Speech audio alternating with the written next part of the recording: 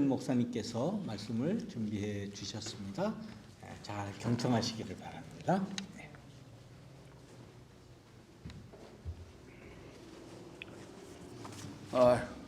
안녕하십니까. 오늘 마침 507주년 종교개혁주일입니다. 기념주일임을 감안하고 혹시 제 말에 다소 불편한 마음이 있어도 기념주일이니까 좀 참고 버텨주시기를 바랍니다. 수백만 년 전에 그 오랜 기간을 거쳐서 인간 두뇌의 크기가 점점 증가하고 있어요.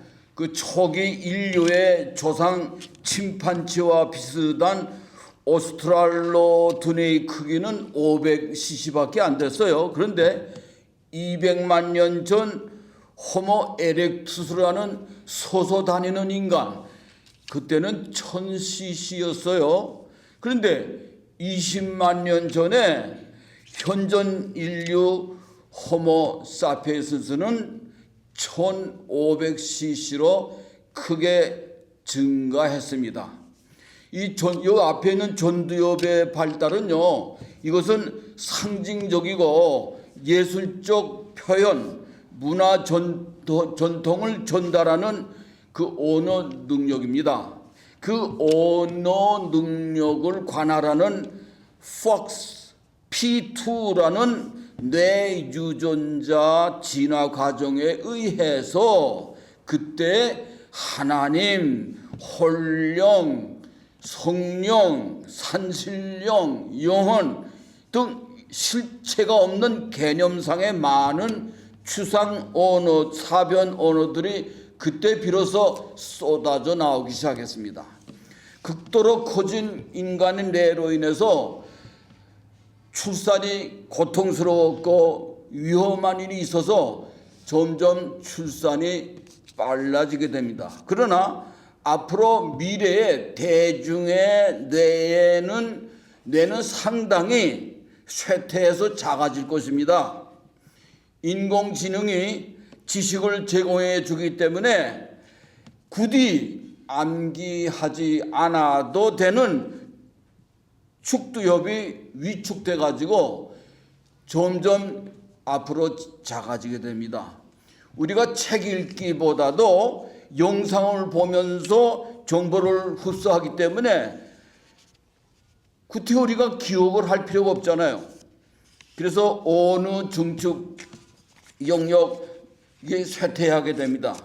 그 옛날에 우리가 라디오를 이제 멜로드라마를 이렇게 막 들으면은 그때는 소리만 나오기 때문에 소리를 들으면서 지금 뭐 껴안을 것이다, 해질 것이다, 이러한 여러 가지 많은 상상력을 발휘하면서 흥미롭게 들었는데 요새는 TV로 전체 영상을 다 보여주기 때문에 구태여 상상할 필요가 없어요. 멍청이 앉아서 보기만 하면 돼요.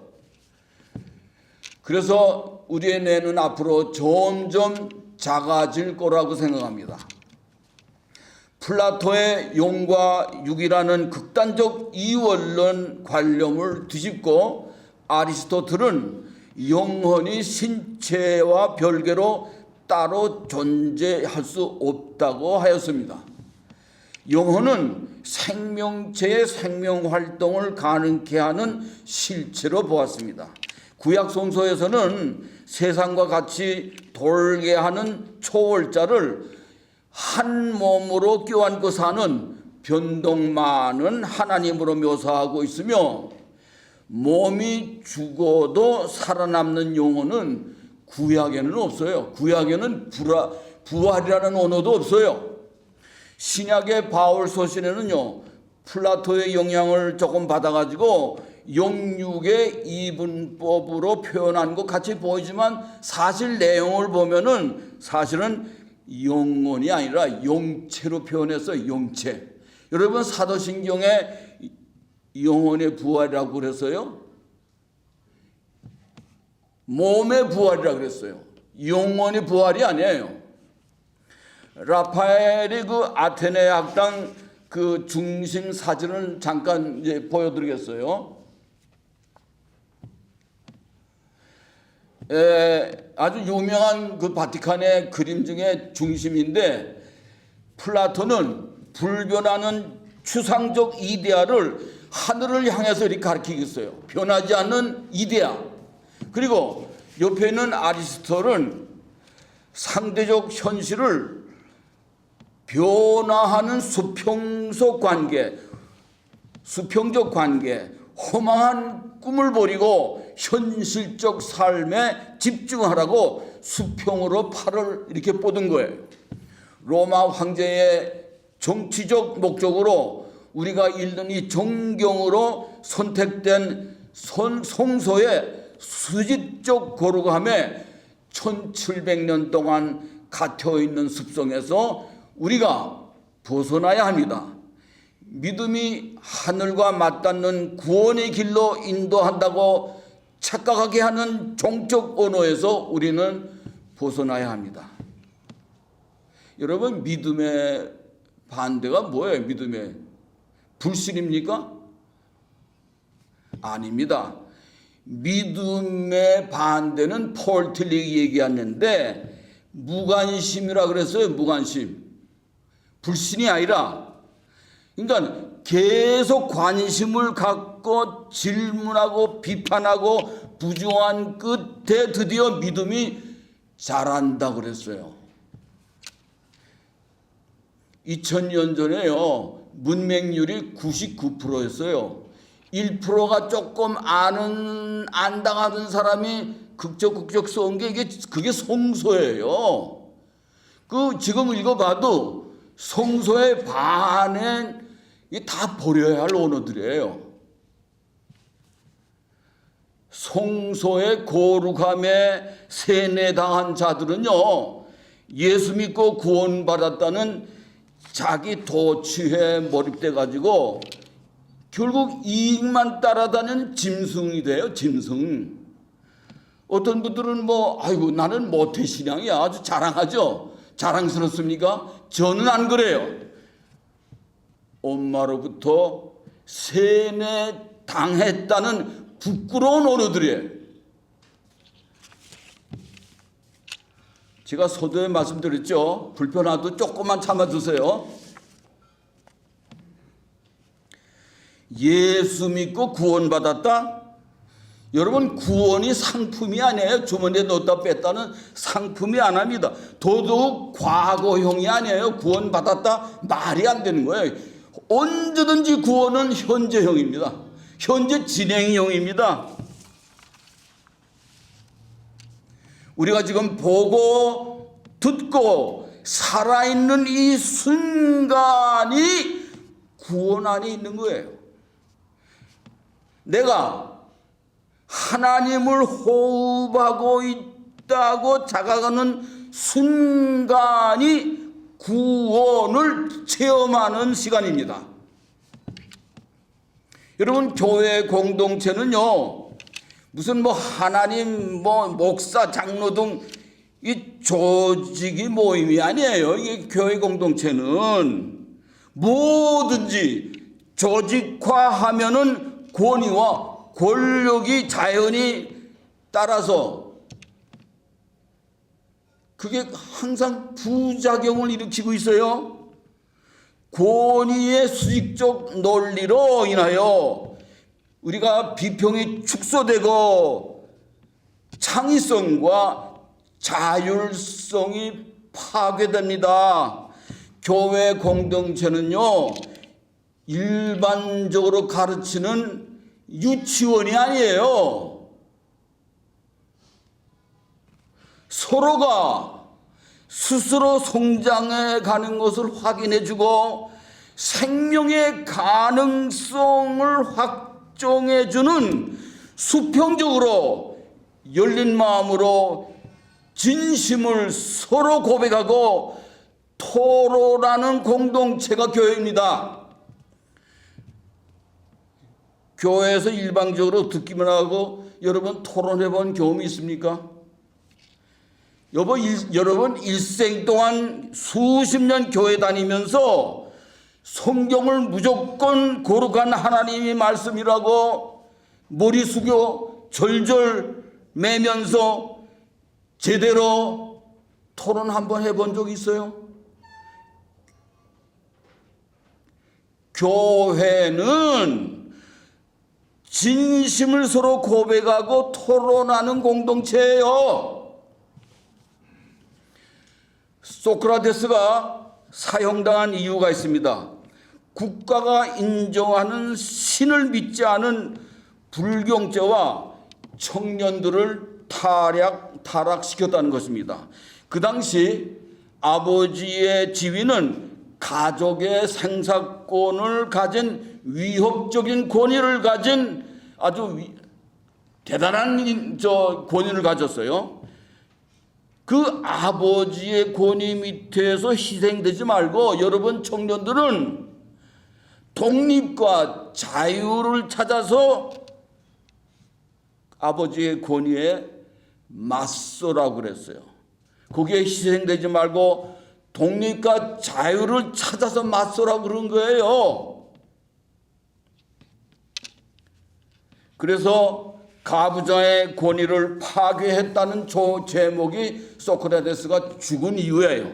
또 속가는 인도의 고질적인 계급제를 전혀 부인하고 특히 백성들을 괴롭히는 최상위급에 있는 브라만 사제족을 맹렬히 공격했어요. 그리고 사랑하는 아들과 부인을 버리고 가출했습니다. 예수도 마찬가지예요.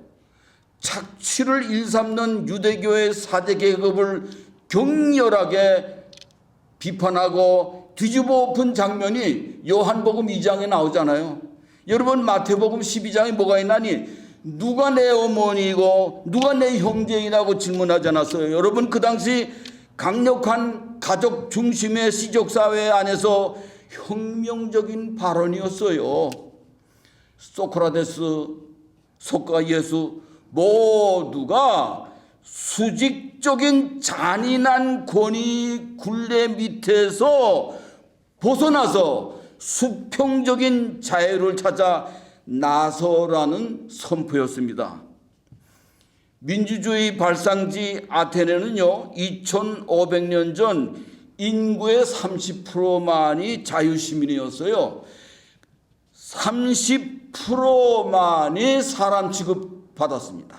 그러나 예수는 모든 생명은 하나님 앞에서 동등하게 대접받는다는 사실을 넓은 광야에서 5,000명을 다 앉혀놓고 그 같은 장소에서 똑같이 대답하는 현장을 기적으로 보여준 거예요. 이 세 성인들, 이거 우리들에게 훌륭한 삶의 모습과 용기를 보여줬습니다. 여러분 꼭 이 세 사람이 무슨 신의 아들이니 수직적인 신적 권위를 꼭 올려놔야 이 성인들의 삶이 위대해지고 빛납니까? 여러분 마가복음 보세요. 마가복음은요 동정녀 탄생설이 없어요. 마가복음은 예수를 신격화하지 않았습니다. 성경을 좀 여러 군데 좀 자세히 보세요. 이스라엘 백성은요 주전 597년 바벨론에 약 5만 명의 포로로 끌려갔어요. 60년 동안 포로 생활하였습니다. 민족적 위기 앞에서 그들의 정체성을 찾아 바벨론을 탈출하라고 싶은 그 간절한 소망을 문화적 상상력을 동원하여 그 옛날 그 주위에 바벨론의 흔해 빠진 설화 이야기로 탈바꿈해서 신화적으로 만든 게 구약 성서입니다.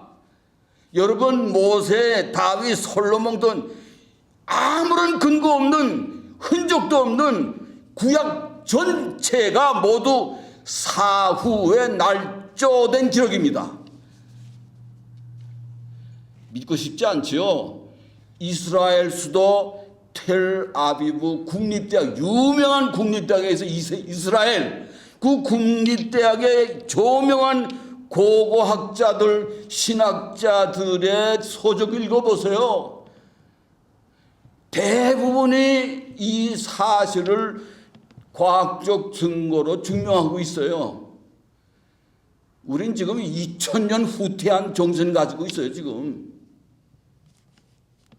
찬송가에 여러분 요단강 건너가 만나리란 말 있죠. 뭐 요단강 건너가 만나리 뭐 죽어서 어떻게 되니 별 가진 생각을 가지고 만나리 하지만은 그 요단강은 오하이오 리버 그걸 뜻하는 거예요. 오하이오 강이라는 게 있어요. 오하이오 강이 어디 있나니? 일리노이주, 인디아나주, 오하이오주 및 경계에 동서로 흐르는 강이 오하이오 리버예요. 오하이오 강. 그 오하이오 강 북쪽에는 1790년부터 노예를 해방한 노예제 금지주였어요. 그런데 그 남쪽에는 채찍을 맞아가며 목화 재배하던 노예들이 탈출하여 오하이오 강을 언젠가 넘어가서 우리들 가족, 우리들 친구 북쪽에서 만나자는 희망을 구원의 복음이라고 생각했습니다. 그래서 이 논리가 진정한 기독교의 복음을 왜곡시켰어요. 미국의 새 땅, 새 하늘이 보수적 부활 재림 사상이 요단강을 넘은 흑인들의 구원의 논리와 부합했어요. 극보수 흑인교회 선교사들이 한국에 밀려 들어왔습니다. 일본에는 신학교 교수 학장이 은퇴해가지고 다 들어갔어요. 우리는 이런 사람들이 들어왔어요. 그들이 왜곡된 복음이 샤만과 뒤섞여 지금도 한국에는 신천지 정명석 교주 통일교 그리고 서울 경기에 산재해 있는 대형 교회에서 인류의 진정한 모습, 인간의 존엄성을 짓밟고 있습니다. 교회가 분별할 수 있는 능력을 지금 마비시키고 있습니다. 환상 속에서 더 나은 세상을 찾아가는데 우리 교회가 역행하고 있습니다. 여러분 바벨론 그 산악지대 그 유프라데스강하고 뭐 디그리스강 두 개가 있어요. 그 디그리스강은요 그 산악지에 그 굉장히 빠르게 흘러요. 그 빠르게 흐른다는 강 이름이 디그리스예요. 이 디그리스 강이 있는데 그 강 하류에 자주 물이 범람해 가지고 홍수로 피해보는 지역에 떠도는 소라들을 그걸 끌어다가 창세기 6, 7, 8장의 노아의 방주를 그런 신화를 만들었어요. 성경에 단 한 글자도 오류가 없다는 오류가 없는 사실이라고 믿는 군본주의 신학교 탈보 신학교에서는요 지금 뭐 하고 있는 줄 아세요? 한 학기 동안 노아가 500살 되는 해에 시작해가지고 그걸 120년 동안 만들었어요. 근데 그 방주의 크기를 뭐 몇 큐빅 하면서 방주의 실제 크기를 재현하는 모형을 그리고 있어요. 지금 이 사람들이. 서울의 사랑의 교회 있죠. 뭐 그 외에 여러 교회를 비롯해서 다 그 목사들이 탈보 출신들입니다. 여러분 머리카락 하나까지 세심받아서는 전능하신 하나님께서 여러분 기도드리죠. 여러분 기도해서 뜻을 이룬 적이 있어요. 오거스틴은요 하나님이 어느 이간을 그냥 쫄딱 망하게 하려면은 그 기도를 3번 들어주면은 그놈의 인간은 망한다 그랬어요. 좀 잘 새겨 들어보세요. 기도는요, 고통당하고 애통하는 이웃을 위로하고 교회 공동체에서 사랑을 나눌 때 하는 기도입니다. 이게 예수가 무슨 허망한 인간의 욕구를 채워준 무슨 도구입니까? 여러분, 겨우 축복받고 위로받으려고 예수 믿어요? 위대한 사회를 만들고 내가 위대한 인간이 되는 것이 예수 믿는 목적입니다.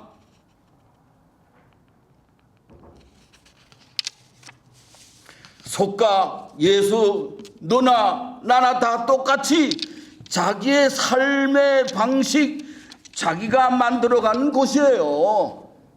지금까지 수많은 인류가 제일 잘 살았다고 인정하는 사람의 것을 독서를 통해 보라는 것입니다. 책 속에는 가장 잘 사는 법, 가장 잘 선택을 하는 법이 그거 안에 들어있어요. 책 속에.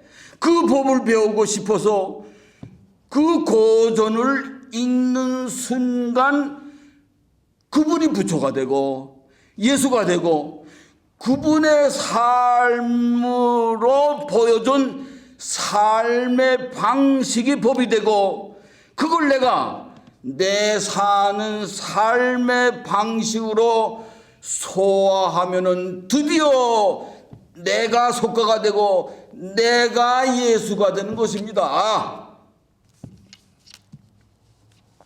창세기 2장 7절에 여호와 하나님이 흙으로 사람을 지으시고 생기를 그의 코에 불어넣으시니 사람이 생명이 된지라. 아담을 창조할 때요 불멸의 영혼을 불어넣은 것이 아니라 호흡을 통해서 유지되는 생명력을 불어넣었습니다. 영혼이란 생물 전체이지 몸이 죽어도 살아남는 플라토의 내면에 분리된 영혼이 아닙니다. 인간의 영혼이 사람 전체를 얘기하는 거예요. 아담은 비인격적 영혼을 받은 것이 아니라 살아있는 영혼, 즉 사람이 된 겁니다. 창세기 3장 19절 여러분 읽었죠? 너는 흙이니 흙으로 돌아가라. 살아있는 영혼은요 생명의 끝날 때 같이 땅속으로 들어가서 죽어버립니다. 성소에 얘기하잖아요. 성소에서 민수기 6장 6절에는요 죽은 사람의 육체에는 죽은 영혼이 있다 그래서 한번 찾아보세요. 죽은 사람의 육체에는 죽은 사람의 영혼이 있어요. 영혼과 육체가 따로 떨어진 것이 아니라 함께 있다고 그러지 않았어요. 천국, 윤회, 환생이란 언어들은 죽기 싫다는 애절한 마음을 호소하는 언어들입니다. 영혼이라는 언어도 삶의 애착에서 나온 것이에요. 삶의 애착에서. 그런데 그 애착을 불태우면은 그 삶을 불태우면은 영혼이라는 언어는 사라져요. 그래서 모든 예술가들은 자기 삶을 불태우고 있잖아요. 우리가 지금 불태우지 못하는 이유는 숨 막힐 정도로 습관, 관념, 신과 피조물을 차별하는 틀에 박힌 기독교 전통이라는 감옥 속에 있기 때문에 그 생명의 열기가 갇혀 있기 때문입니다. 유한한 생명이 허무해지니까 그 허무해지지 않으려고 죽음과 함께 모든 것이 끝나면은 절망하니까 발버둥 치며 울분을 토하는 언어가 영혼입니다. 하이데커는 죽음의 전제에서 죽음 없으면 살 이유가 어디 있냐? 그렇게 반문했어요. 사르트르는 실존이 본질에 앞선다 그랬어. 실존이 본질에 앞선다. 생명이라는 우리들 실존, 이 발광체 앞에 지나간 모든 역사의 위인들, 그 성자들이 주장한 무슨 하나님, 성령, 영혼 등 이런 그 본질들은 이게 반사체, 이건 반사체. 내 생명이 발광체고 이 모든 것은 반사체예요. 그 반사체들이 우리들 앞 내 생명을 막아설 수 없다 그랬어요. 프란시스 베이컨은요, 인간은 우주의 주인이라 했습니다. 내가 우주의 주인이에요. 살아있는 발광체, 내 생명이 반사체가 만들어 놓은 전통, 습관, 관념의 노예가 될 수가 없습니다. 여러분, 사람은 다 사는데 나만 죽으면 억울하고 슬프겠죠. 그러나 한번 바꿔 생각해 보세요. 아예 나만 죽어? 그게 아니라 내가 우주의 주인이라고 확고한 신념이 있으면은 나의 하나님, 나의 따뜻한 손이 곧 차디찬 흙이 될 때에 그때 온 우주가 없어지는 거예요. 내가 죽으면 온 우주가 없어지는 거예요. 그러나 따뜻한 내 몸 살아있을 때 온 우주가 의미 있게 다가오고 있습니다. 내 기억이 사라지면은 우주를 의식하지 못하면은 몸이 살아있어도 그 죽은 상태예요. 어느 시인이 말하기를 내가 나이다, 내가 너이다, 내가 경험하는 우주는 바로 나예요. 내가 우주를 경험하고 있잖아요. 그러므로 나는 내 우주를 창조한 신이 됩니다. 신인 내가, 신인 당신에게 인사합니다. 당신을 존경합니다. 저는 심장이 멈추는 날까지 이 빛나고 뜨거운 생명을 폭포처럼 발산하며 살고 싶습니다. 끝으로 한강 시인의 시 한 구절을 낭독하겠습니다. 내 운명이 결정되었음을 알았을 때 나는 내 운명이 바뀌는 소리를 들었습니다. 나는 살아 있습니다. 그게 느껴집니다. 감사합니다.